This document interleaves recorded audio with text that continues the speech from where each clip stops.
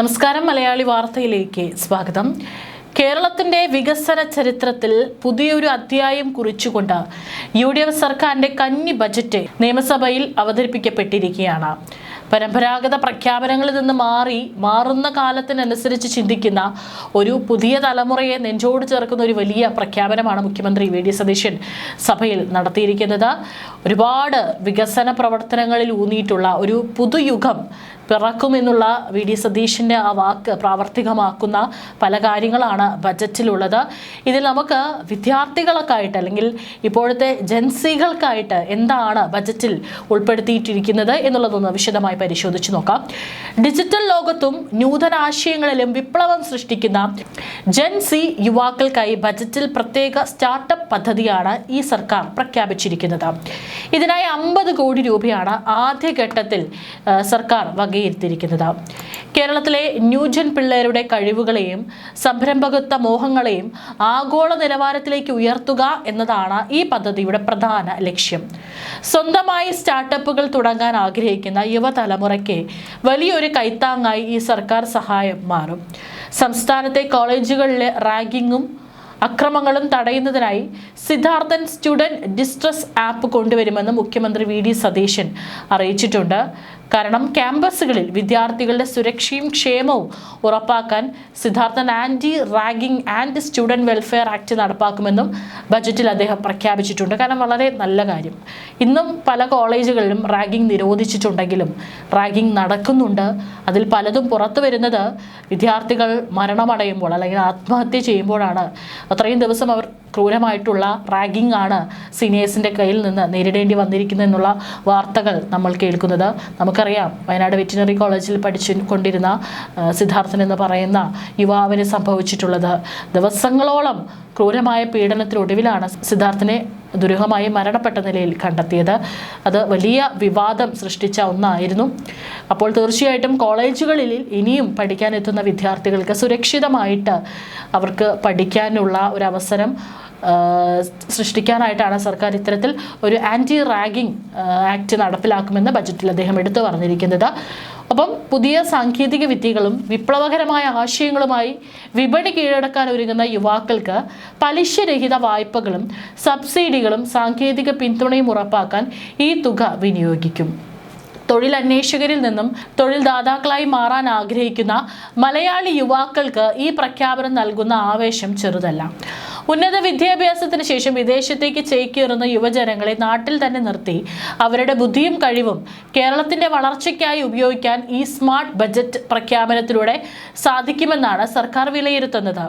നാളെയുടെ വാഗ്ദാനങ്ങളായ ന്യൂജൻ പിള്ളേരെ ഹൃദയത്തോട് ചേർത്ത് പിടിച്ച് അവരുടെ നല്ല ഭാവിക്കായി തുക വകയിരുത്തിയതിലൂടെ യുവാക്കളുടെ ഹൃദയം കീഴടക്കാൻ മുഖ്യമന്ത്രി VD സതീശന് സാധിച്ചിരിക്കുകയാണ്.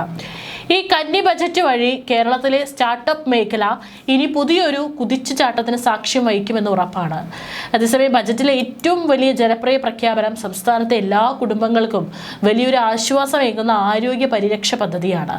കേരളത്തിലെ മുഴുവൻ കുടുംബങ്ങൾക്കും 25 ലക്ഷം രൂപ വരെ സൗജന്യ ചികിത്സ ഉറപ്പാക്കുന്ന ചരിത്രപ്രധാനമായ ഉമ്മൻചാണ്ടി ഇൻഷുറൻസ് പദ്ധതി മുഖ്യമന്ത്രി VD സതീശൻ സഭയിൽ പ്രഖ്യാപിച്ചു. ഇതിന്റെ പ്രാഥമികമായ പ്രവർത്തനങ്ങൾക്കും തുടക്കത്തിനുമായി 10 കോടി രൂപയാണ് അനുവദിച്ചിട്ടുള്ളത്. സംസ്ഥാനത്തെ മികച്ച ആരോഗ്യ സംവിധാനങ്ങളും ലോകോത്തര സയൻസ് ഗവേഷണ സൗകര്യങ്ങളും ഉറപ്പാക്കുന്നതിന്റെ ഭാഗമായി Kerala health and life science city യാഥാർത്ഥ്യമാക്കാൻ 100 കോടി രൂപയും നീക്കിവെച്ചിട്ടുണ്ട്. ഇതിനൊപ്പം തന്നെ വയോജനങ്ങളുടെ വിവിധ ക്ഷേമ പ്രവർത്തനങ്ങൾ ഏകോപിപ്പിക്കുന്നതിനായി വയോജന വകുപ്പിന്റെ പ്രവർത്തനങ്ങൾക്ക് മാത്രം 10 കോടി അനുവദിച്ചു. വിട്ടുമാറാത്ത കഠിനമായ രോഗങ്ങളുള്ളവരെയും വാർദ്ധക്യ സഹജമായ അസുഖങ്ങൾ കൊണ്ട് ബുദ്ധിമുട്ടുന്നവരെയും ശാസ്ത്രീയമായ രീതിയിൽ പരിചരിക്കുന്നതിനായി സർക്കാർ കോളേജുകളിൽ പ്രത്യേക കെയർ ഗിവർ സർട്ടിഫിക്കറ്റ് കോഴ്സുകൾ ആരംഭിക്കുമെന്ന വലിയ പ്രഖ്യാപനവും ബജറ്റിലുണ്ട്. ബിരുദധാരികൾക്ക് വേഗത്തിൽ തൊഴിൽ ലഭിക്കാൻ സഹായിക്കുന്ന ബ്രിഡ്ജ് പ്രോഗ്രാമുകളും കോഴ്സുകളും ആരംഭിക്കും. അക്കാദമിക് വിഷയങ്ങളിൽ അമിത രാഷ്ട്രീയ ഇടപെടൽ ഒഴിവാക്കാൻ അക്കാദമിക് കൗൺസിൽ രൂപീകരിക്കും. വിദ്യാർത്ഥികളുടെ പ്രശ്നം പരിഹരിക്കുന്നതിനായി കോളേജുകളിൽ ഓംബുഡ്സ്മാൻ സംവിധാനം കൊണ്ടുവരും. സാങ്കേതിക വിദ്യാഭ്യാസത്തിനായി 232 കോടി 1 ലക്ഷം രൂപയും ജവഹർലാൽ നെഹ്റു സയന്റിഫിക് സിറ്റി സ്ഥാപിക്കുന്നതിന് 10 കോടി രൂപയും വകയിരുത്തി. കലാ സാംസ്കാരിക മേഖലയ്ക്കായി ആകെ 203,93,00,000 രൂപ അനുവദിച്ചു. തൃശൂർ തേക്കിൻകാട് മൈതാനം നവീകരിക്കുന്നതിന് 10 കോടി രൂപ മാറ്റിവെച്ചു.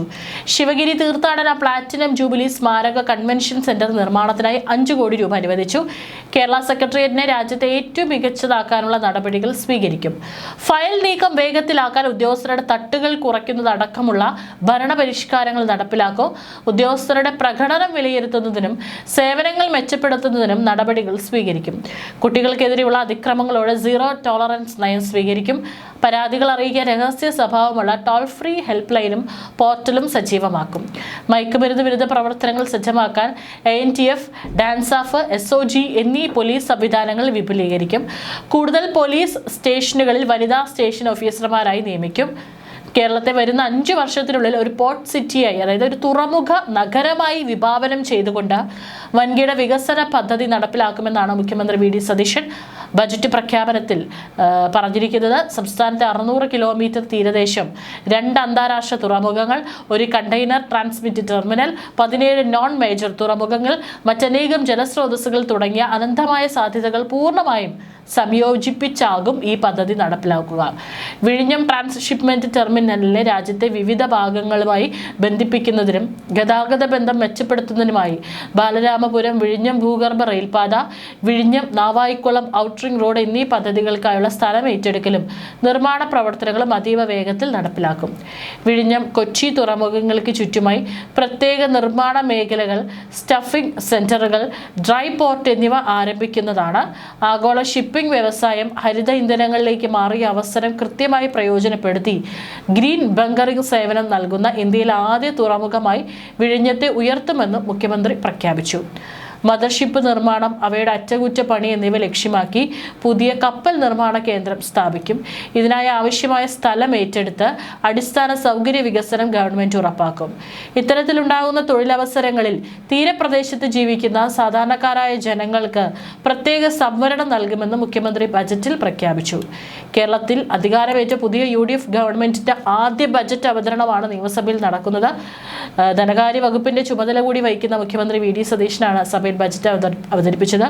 സംസ്ഥാനത്തിന്റെ കടുത്ത സാമ്പത്തിക പ്രതിസന്ധികൾ വിവരിച്ചുകൊണ്ട് ഗവൺമെന്റ് മുമ്പ് പുറത്തിറക്കിയ ധനകാര്യ ധവള പത്രത്തിലെ കണക്കുകൾ ഉദ്ധരിച്ചാണ് മുഖ്യമന്ത്രി തന്റെ ബജറ്റ് പ്രസംഗത്തിന് തുടക്കം കുറിച്ചത്.